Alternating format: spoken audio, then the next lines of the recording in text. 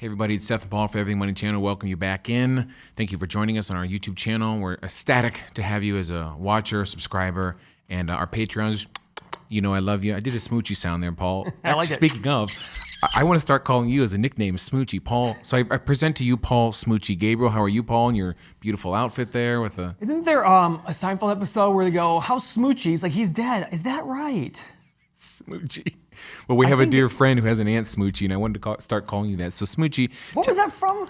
That was Rahman in Mexico. Oh, that's right. Smoochy. Yes, Anyway, guys, I digress. Welcome to the channel. Today we're talking about Kimball. This is a furniture maker that make office chairs and things of this nature. Our patrons have been asking, people have been putting in the comments, we should analyze this company using our 8 pillars. We look at the financial health of a company. Kimball's very interesting. It's been a little up and down. Their revenue has dropped. Their profit margin has dropped. However, they have made some money in the past year. So we're going to look at it. We're going to take a look at this company, and we're going to judge using fundamentals to see if this is a company we want to invest in or avoid. And Paul's going to take it away right now and tell you all about Kimball. Paul, how are you in your svelte, lovely wonderful. outfit? So guys, a couple of things. The most common comment we get from people who are haters is, you didn't do your research. That's the point. What we're trying to do is we use the 8 pillars as a way of weeding out before we do more research. Which companies look pretty good? Oh, we went and did 100 companies and 10 of these look really good. Let's go do more detail on those 10. Does that mean we miss out on the other 90? Absolutely. There are other ones we're going to miss out on. But the point of investing is you have limited time and your job is to allocate your capital in the most efficient way possible. So what I'm going to do here is I'm going to pull up our new software, Seth. This is the first time we're debuting this live. This is gorgeous. So folks, if this is the first time you've seen this, we've been using Y charts for 6-8 months now. Y charts cost a lot of money monthly, and we decided to create our own software for our patrons, which we will talk about later in the video. But Paul's is showing it right now. We're going to use it for the first time instead of Y charts. When you're watching this video, if you love it, $12 a month gets you this software. If you don't find the value in it, then you're crazy. But it gets you a bunch of other things, patreon.com/everythingmoney. Again, Seth will talk about it more, but we have limited space. It was $8 a month just a month ago. We ran out of our 500 spots. Now we're almost sold out of the next 250. So please, it'll go to $15 or $16 next. So the 8 pillars, let's start it off. Yeah, pillar number 1. What is the market cap of this company for Kimball? So if market cap of the company is, I probably should have looked at that for $438 million. Okay, Paul, pillar number 1 is PE ratio. We want this less than 20. What do you got? All right, guys. So PE ratio is the market cap divided by the earnings. We said the market cap is about $438 million. Now, what are the earnings of the company? We go to the last 12 full months. We have $35 million. So 438 divided by 35 equals, Uncle Seth? 12.5. 12.5. So that is the market cap based on the most recent data we have. Now, they did finish the year, and my software might be updating, things like that. So you might want to look for more recent information. But right now, it's around 12.5, which is a check mark as of right now. Okay, pillar number 2 is profit margin. We typically want this over 10%. Okay, profit margin. Profit margin is net income divided by revenue. The net income of this business, again, was $35 million.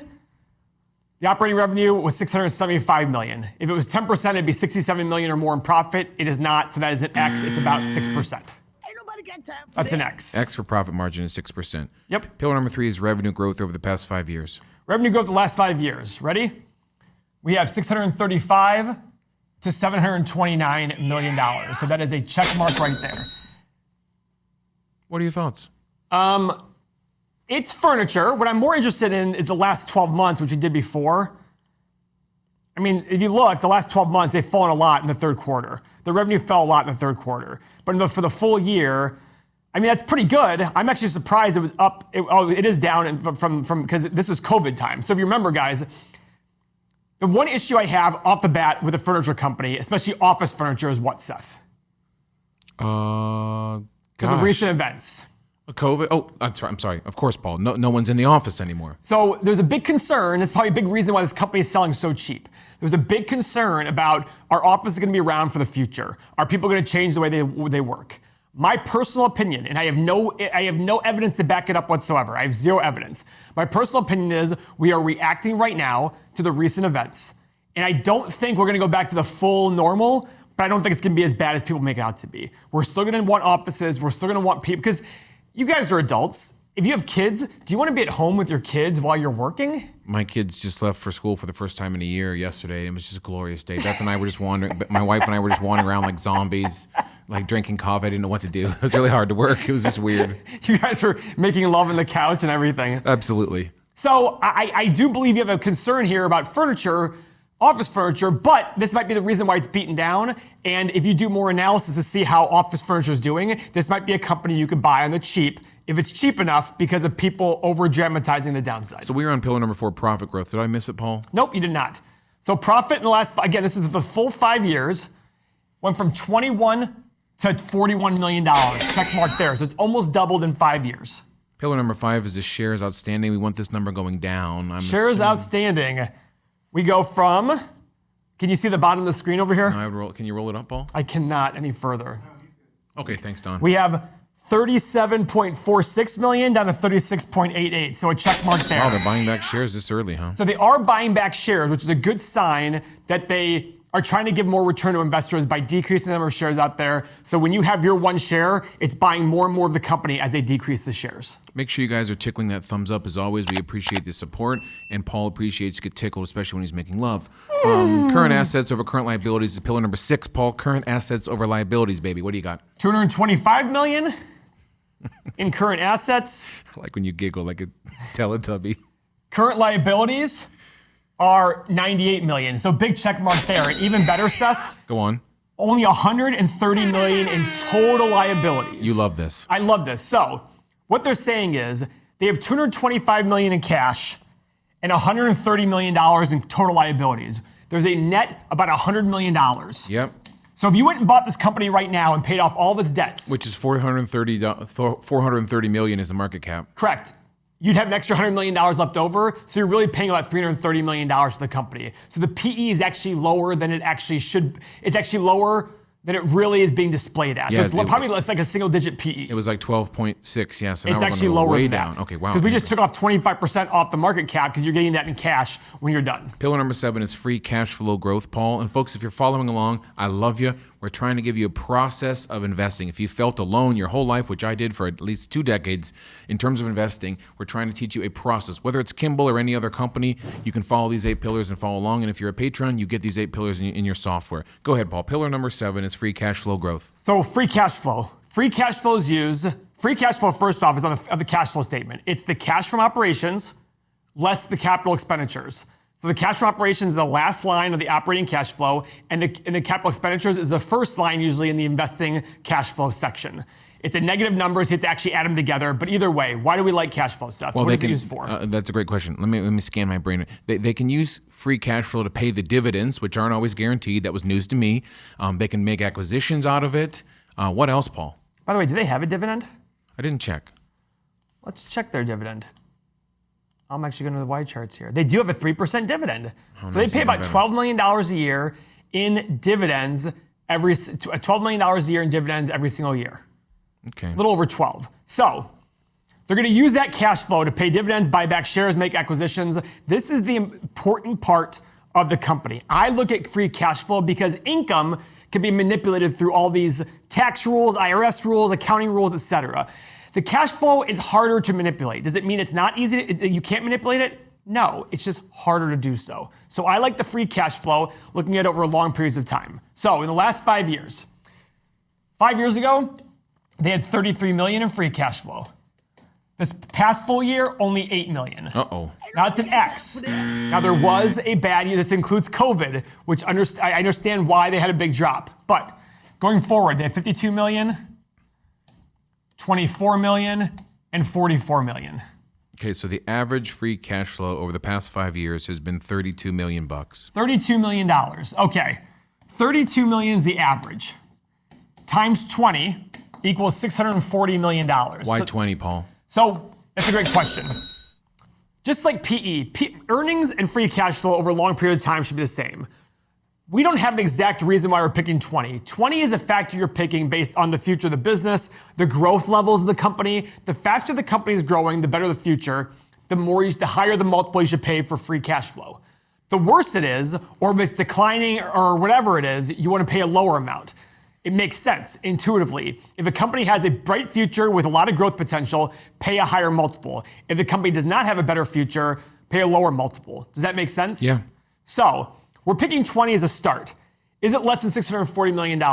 Yes. In fact, when you factor in the $100 million net we get from the cash on hand versus total debt, Current assets over liabilities. it's currently selling for about 10 times free cash flow, which is a pretty good number.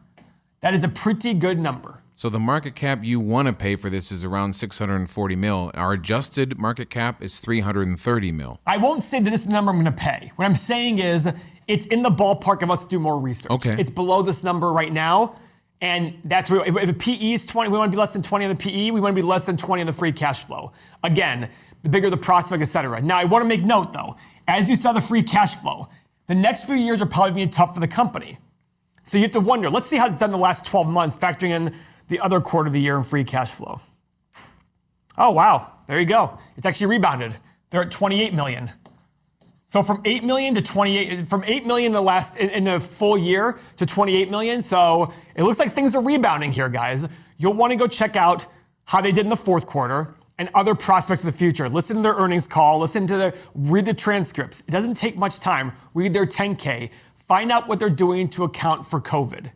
Because they will change the world for a short period of time, but that's when things are usually at a discount, when the future prospects are perceived to be worse than they actually are. Does that make sense, Seth? Yeah, I mean, we love analyzing these stocks, folks. If you're out there trying to chase hype stocks, 10x, 20x growth stocks, I'm way more in love with companies we've never heard of that are quietly doing really, really great, and the rest of the world has no idea they exist. So this is another interesting one, Paul. And here's the exciting part. On our website, there will be a tab called the 8 Pillars tab. And look what it does for you right here. Look at that.